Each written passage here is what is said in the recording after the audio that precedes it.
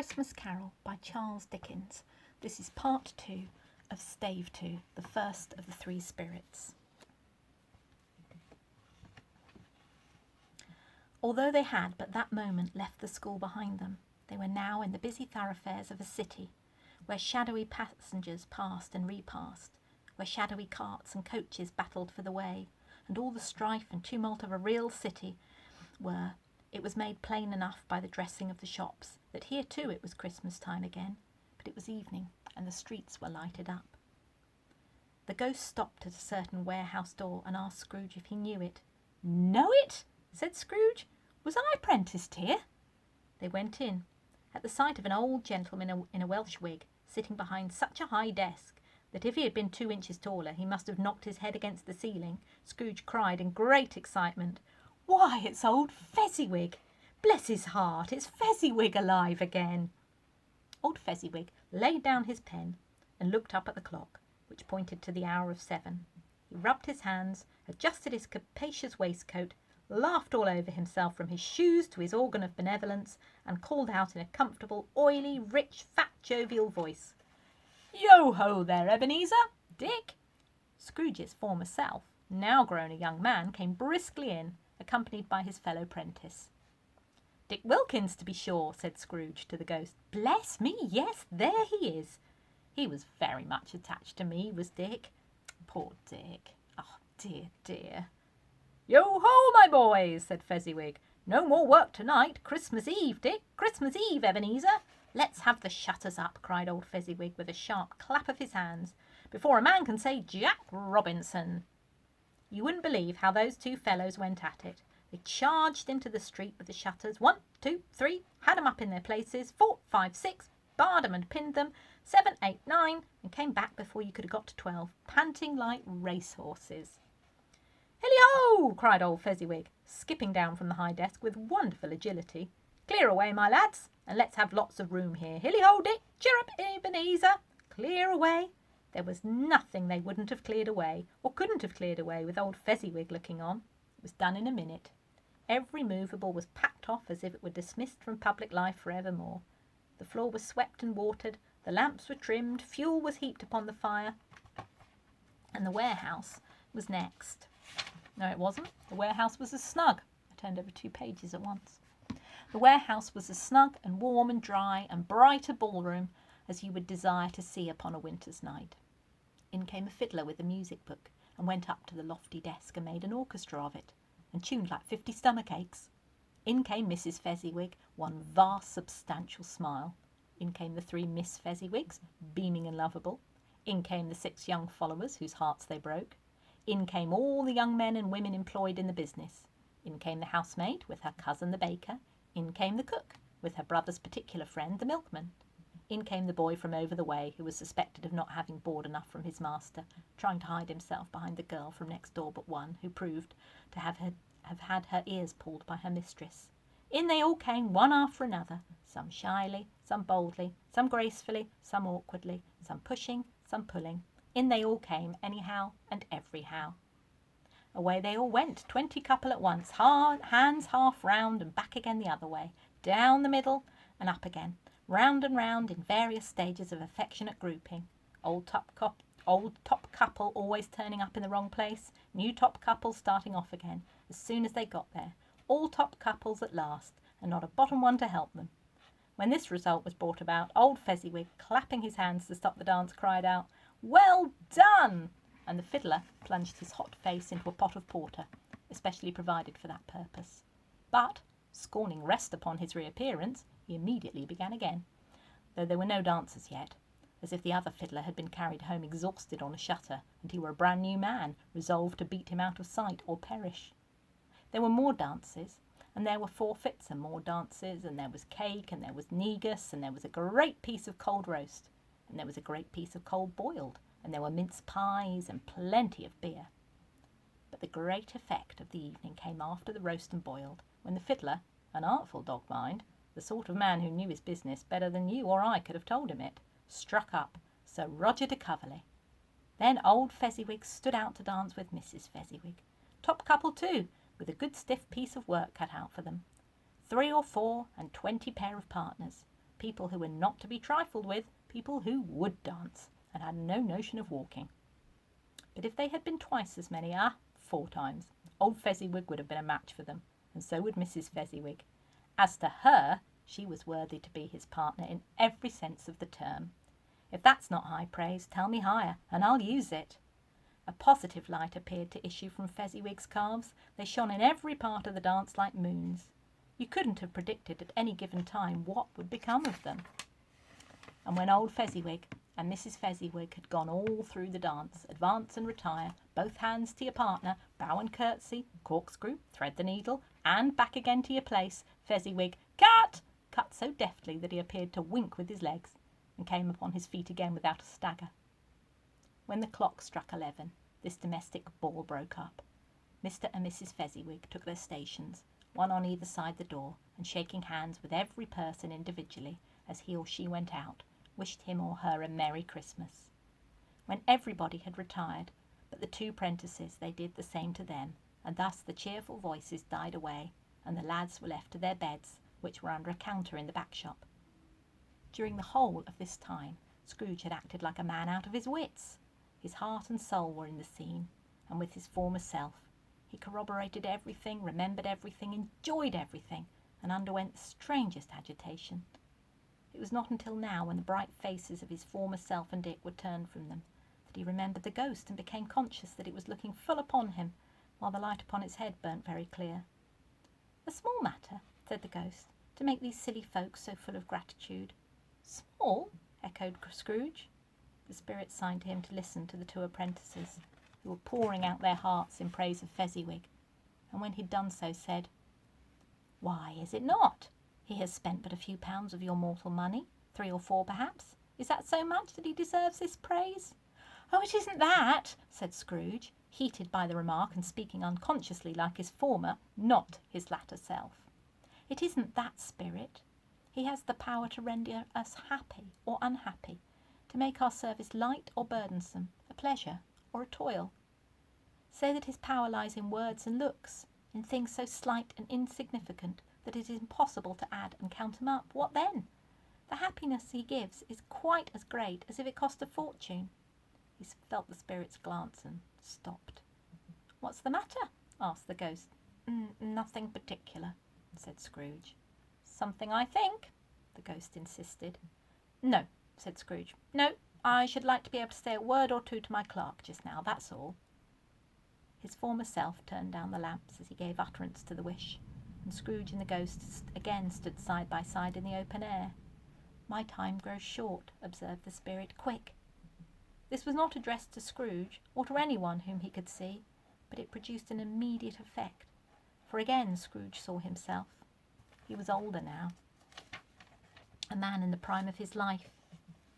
His face had not the harsh and rigid lines of later years, but it had begun to wear the signs of care and avarice. There was an eager, greedy, restless motion in the eye, which showed the passion that had taken root, and where the shadow of the growing tree would fall. He was not alone, but sat by the side of a fair young girl in a mourning dress, in whose eyes there were tears, which sparkled in the light that shone out of the ghost of Christmas past. "It matters little," she said softly. "To you, very little. Another idol has displaced me, and if it can cheer and comfort you in time to come, as I would have tried to do, I have no just cause to grieve." "What idol has displaced you?" he rejoined. "A golden one. This is the even-handed dealing of the world," he said. "There is nothing on which it is so hard as poverty, and there is nothing it professes to condemn with such severity as the pursuit of wealth." "You fear the world too much," she answered gently. "All your other hopes have merged into the hope of being beyond the chance of its sordid reproach. I've seen your nobler aspirations fall off one by one, until the master passion grain engrosses you, have I not?" "What then?" he retorted. "Even if I have grown so much wiser, what then? I'm not changed towards you." She shook her head. "Am I?" "Our contract is an old one. It was made when we were both poor and content to be so, until in good season we could improve our worldly fortune by our patient industry. You are changed. When it was made, you were another man." "I was a boy," he said impatiently. Your own feeling tells you that you are not what you are, she returned. I am. That which promised happiness when we were one in heart is fraught with misery now that we are two. How often and how keenly I have thought of this, I will not say. It is enough that I have thought of it and can release you. Have I ever sought release? In words? No, never. In what then? In a changed nature, in an altered spirit, in another atmosphere of life, another hope and its great end. In everything that made my love of any worth or value in your sight. If this has never been between us, said the girl, looking mildly, but with steadiness upon him. Tell me, would you seek me out and try to win me now? Ah, no. He seemed to yield to the justice of this supposition in spite of himself, but he said with a struggle, You think not? I would gladly think otherwise if I could, she answered. Heaven knows, when I have learned a truth like this, I know how strong and irresistible it must be. But if you were free today, tomorrow, yesterday, can even I believe that you would choose a dowerless girl? You, who in your very confidence with her weigh everything by gain, or choosing her, if for a moment you were false enough to your one guiding principle to do so, do I not know that your repentance and regret would surely follow? I do, and I release you with a full heart for the love of him you once were. He was about to speak, but with her head turned from him, she resumed, You may. The memory of what is past half makes me hope you will have pain in this. A very, very brief time, and you will dismiss the recollection of it gladly, as an unprofitable dream from which it happened. Well that you awoke. May you be happy in the life you have chosen. She left him, and they parted. Spirit, said Scrooge, show me no more. Conduct me home. Why do you delight to torture me? One shadow more, exclaimed the ghost. No more, said Scrooge, no more. I don't wish to see it. Show me no more. But the relentless ghost pinioned him in both his arms and forced him to observe what happened next. They were in another scene and place, a room not very large or handsome, but full of comfort. Near to the winter fire sat a beautiful young girl, so like that last that Scrooge believed it was the same until he saw her, now a comely matron, sitting opposite her daughter. The noise in this room was perfectly tumultuous, for there were more children there than Scrooge in his agitated state of mind could count. And, unlike the celebrated herd in the poem, they were not 40 children conducting themselves like one, but every child was conducting itself like 40. The consequence was uproarious beyond belief, but no one seemed to care. On the contrary, the mother and daughter laughed heartily and enjoyed it very much, and the latter, soon beginning to mingle in the sports, got pillaged by the young brigands most ruthlessly. What would I not have given to be one of them? Though I never could have been so rude. No, no, I wouldn't for the wealth of all the world have crushed that braided hair and torn it down, and for the precious little shoe I wouldn't have plucked it off. God bless my soul to save my life. As to measuring her waist in sport as they did, bold young brood, I couldn't have done it. I should have expected my arm to have grown round it for punishment and never come straight again. And yet I should have dearly liked, I own, to have touched her lips, to have questioned her that she might have opened them, to have looked upon the lashes of her downcast eyes and never raised a blush, to have let loose waves of hair, an inch of which would be a keepsake beyond price. In short, I should have liked, I do confess, to have had the licence of a child and yet to have been a man enough to know its value. But now a knocking at the door was heard, and such a rush immediately ensued that with laughing face and plundered dress was borne towards it in the centre of a flushed and boisterous group, just in time to greet the father, who came home, attended by a man laden with Christmas toys and presents. Then the shouting and the struggling and the onslaught that was made on the defenceless porter, the scaling him with chairs for ladders, to dive into his pockets, despoil him of brown paper parcels, hold on tight by his cravat, hug him round the neck, pommel his back, and kick his legs in irrepressible affection. The shouts of wonder and delight with which the development of every package was received, the terrible announcement that the baby had been taken in the act of putting a doll's frying pan into his mouth, and was more than suspected of having swallowed a fictitious turkey glued on a wooden platter, the immense relief of finding that this was a false alarm, the joy and gratitude and ecstasy, they are all indescribable alike. It is enough that, by degrees, the children and their emotions got out of the parlour, and, by one stair at a time, up to the top of the house, where they went to bed, and so subsided. And now Scrooge looked on more attentively than ever when the master of the house, having his daughter leaning fondly on him, sat down with her and her mother at his own fireside. And when he thought that such another creature, quite as graceful and as full of promise, might have called him father and been a springtime in the haggard winter of his life, his sight grew very dim indeed. "Belle," said the husband, turning to his wife with a smile, "I saw an old friend of yours this afternoon." "Who was it?" "Guess." "How can I? Tut, I don't know," she added in the same breath, laughing as he laughed.